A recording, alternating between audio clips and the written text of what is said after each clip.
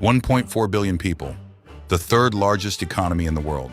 A country that can put a satellite on Mars for less money than Hollywood spent making Gravity. And yet, India has never qualified for a FIFA World Cup. Not once, not even close. Right now, as of 2025, India sits at 133rd in the FIFA World Rankings. 133rd out of 211 countries. Smaller nations, Mozambique, Namibia, Haiti, rank above us. Our best FIFA ranking ever? 94th in 1996. That was nearly 30 years ago. Now here is the math that should embarrass every football federation official in this country.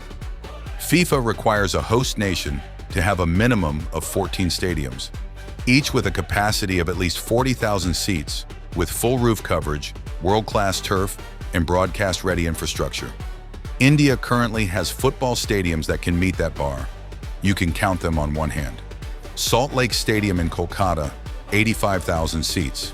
Jawaharlal Nehru Stadium in Delhi, 60,000. D.Y. Patil in Mumbai, 45,000.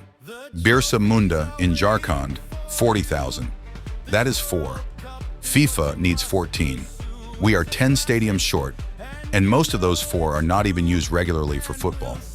Qatar, a country smaller than the state of Kerala, built 8 brand new stadiums to host the 2022 World Cup.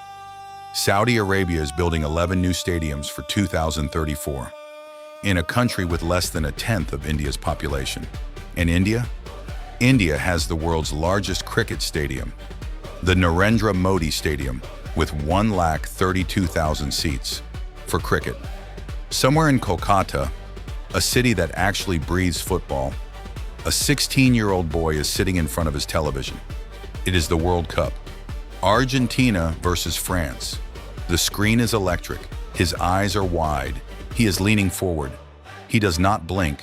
And then, the way teenagers do, his mind starts to wander. What if this was here? He thinks about the money first. Countries that host the World Cup see billions of dollars flow into their economy. Hotels packed for 6 weeks straight, flights booked from every corner of the planet, restaurants, transport, tourism, everything explodes. Brazil made over $3 billion in direct revenue from the 2014 World Cup. South Africa attracted over 300,000 foreign visitors in 2010. India, with its temples, its beaches, its mountains, its food. Imagine what the world would discover. Then he thinks about the stadiums. New world-class football stadiums built across the country, not just for one tournament, but for a generation of Indian footballers who would finally have proper grounds to play in. Proper pitches, proper floodlights, proper crowds. He thinks about the young kids in the streets of Mumbai, Delhi, Chennai, watching their country host the world's greatest athletes. Watching Mbappe and Vinicius Jr. play on Indian soil and thinking, maybe I can do that too. That one thought in the mind of one child could change Indian football forever. He thinks about what it would do to the Indian Super League. Right now, Indian football is invisible on the world stage, but hosting a World Cup puts your football culture on the map permanently. South Korea co-hosted in 2002, and their football has never looked back. Japan hosted in 2002, and today they regularly qualify for World Cups and beat Germany and Spain. He thinks about the infrastructure that would be built beyond the stadiums. New roads, new airports, upgraded metro systems, smart cities. Every rupee spent on World Cup preparation leaves something permanent behind. He thinks about unity. 1.4 billion people from every state, every language, every religion, all cheering together. Not for a cricket team, but for a football team that represents every corner of this enormous, complicated, beautiful country. He smiles. Then the match ends. The TV goes back to a cricket highlights show, and the dream quietly disappears, because no one in power ever had it seriously. So why has it never happened? Why has the world's most populated country, with a massive economy, a passionate fan base, and a government that loves big events, never hosted football's biggest show? Let us break it down. India's football infrastructure is, to put it politely, a disaster. We have cricket stadiums worth billions, We have IPL franchises valued at hundreds of millions of dollars. But dedicated world-class football stadiums? Barely a handful. FIFA's requirements are not optional suggestions. They are hard requirements. Full roof coverage, minimum 40,000 seats, FIFA quality turf, proper broadcast setups, training facilities nearby. India would need to build roughly 10 new stadiums from scratch, or massively renovate existing ones. That costs tens of billions of rupees. And here's the irony.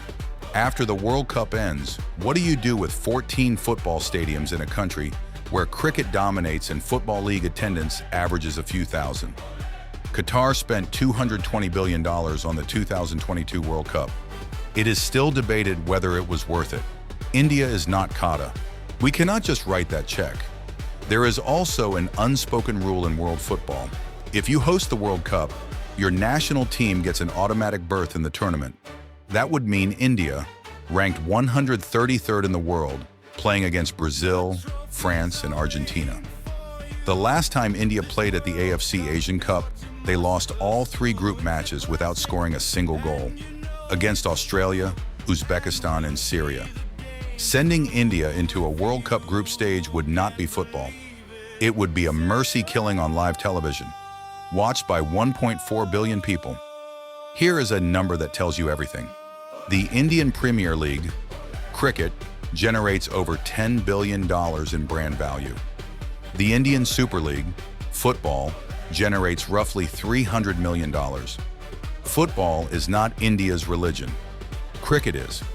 And until football captures the heart of the everyday Indian the way cricket does, no government is going to spend World Cup money on it. When kids in Brazil dream, they dream of the World Cup. When kids in India dream, they dream of the IPL. That culture gap does not close overnight. Now here is the part nobody talks about. FIFA does not just give World Cups to deserving nations, it gives them to politically connected, financially powerful bidders. The 2034 World Cup went to Saudi Arabia, the only bidder, despite serious concerns from human rights organizations. Qatar got 2022 amid corruption scandals that FIFA itself had to investigate. India has never seriously lobbied for a World Cup bid.